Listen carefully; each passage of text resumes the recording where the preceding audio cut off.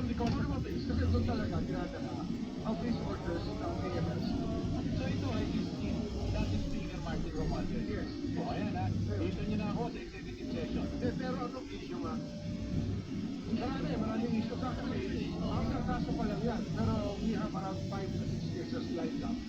Sunod-sunod tayo mag-fight in the next 2 years. Pero paano ko na ba?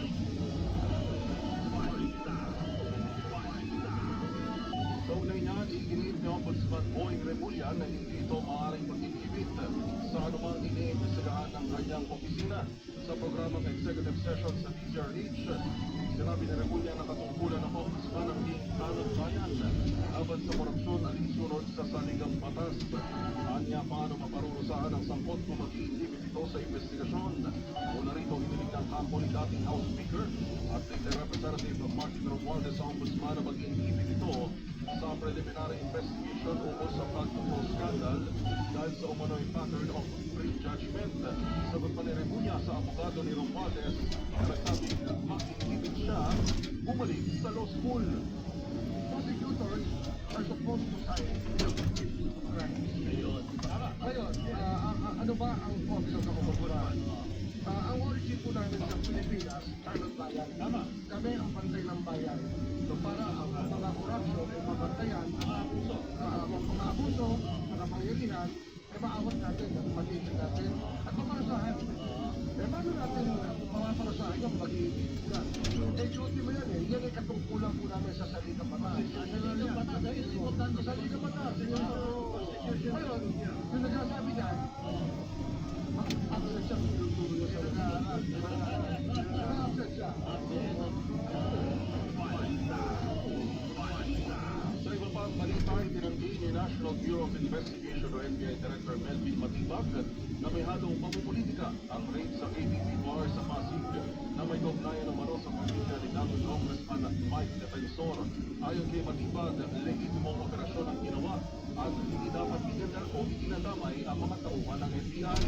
Git ng NBI Director, malinaw ang mga elemento ng human trafficking at trabaho nilang hulihin at panagutin ang mga lumalabag sa batas.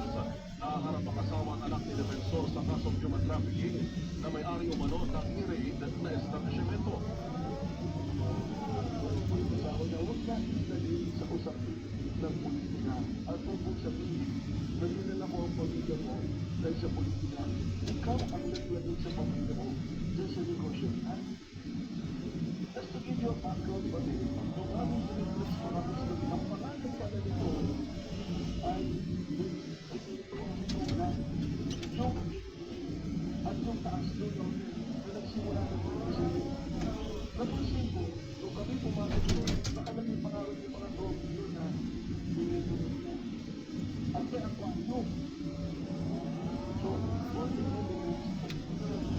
Human trafficking. Ang tinig ni NBI Director Melvin Matibag. Samantala may hit na ang National Bureau of Investigation kaugnay naman ang mga panta laban kina Pangulong Ferdinand Marcos Jr., First Lady Liza Araneta Marcos at dating Speaker Ferdinand Martin Romualdez. Pero ayon kay NBI Director Melvin Matibag, ilalabas lamang ang karagdagang detalye tungkol sa naturang leads sa tamang panahon. Kaugnay ito tiniyak ni Matibag na dadalo ang mga opisyal ng NBI sa susunod na pagdinig ng House Justice Committee hinggil sa umanay pagbabanta ni Vice President Sara Duterte laban sa first poll noong 2024. Nakatandaan noong Nobyembre 23, 2024, sinabi ni VP Sara Duterte sa isang online briefing na may kinausap na siyang tao upang patayin ng Pangulo, ang First Lady at si dating House Speaker Ferdinand Martin Romualdez sakaling may mangyaring masama sa kanya. Samantala, good news naman ho sa mga customer ng Meralco.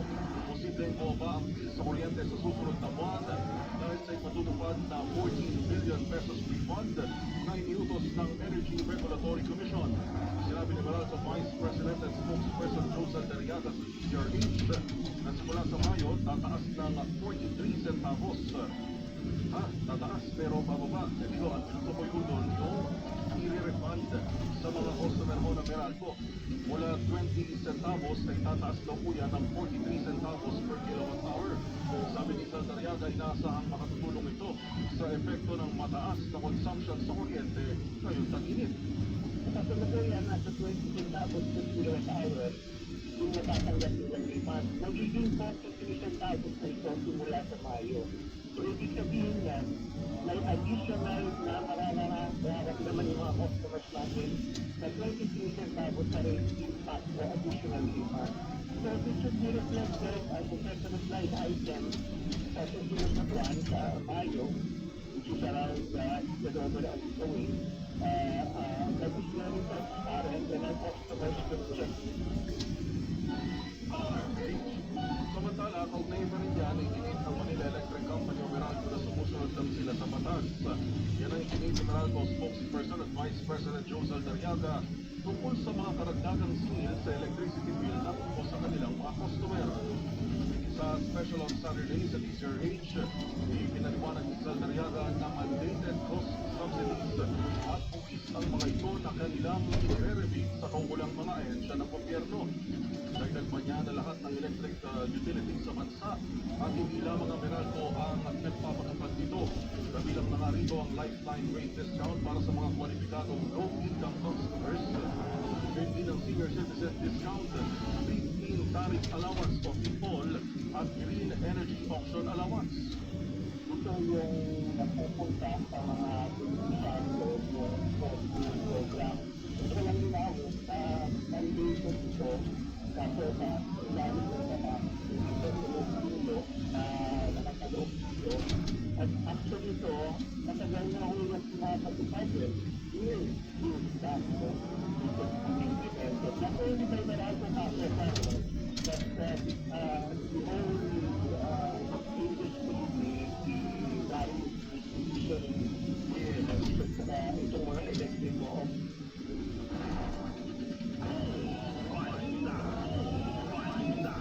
Samantala sa iba pa mga balita, may alok na solar panel loans na nagkakahalaga ng hanggang 500,000 piso ang Government Service Insurance System o GSIS para sa kanilang mga miyembro sa buong bansa. Sa manayang kay GSIS President at Chief Executive Officer Jose Artulfo Piloso sa programang Special on Saturday, nilihangpak nila para mahikayat ang mga Pilipino na gumamit ng renewable energy alternatives. Sa gitna pa rin niya na tumataas na singil sa kuryente dahil sa tensyon sa pagitan ng US at Iran na naka-apekto sa global oil prices. Ay kay Piloso, ang naturang loan ay may 5% annual interest rate at pamayaran sa loob ng 5 taon. Pwede mo sila po ng libo. 500,000. At ang interest rate ko nito, 5% lamang po. At pwede mo itong bayaran sa loob ng 5 taon. 5 years. Ayan na yung maximum. Yan po ang maximum. Pero kailangan nyo lang ibigay sa amin. Sa kapitbahay ninyo, meron pong solar panel na nagbebenta. Humingi kayo ng quotation.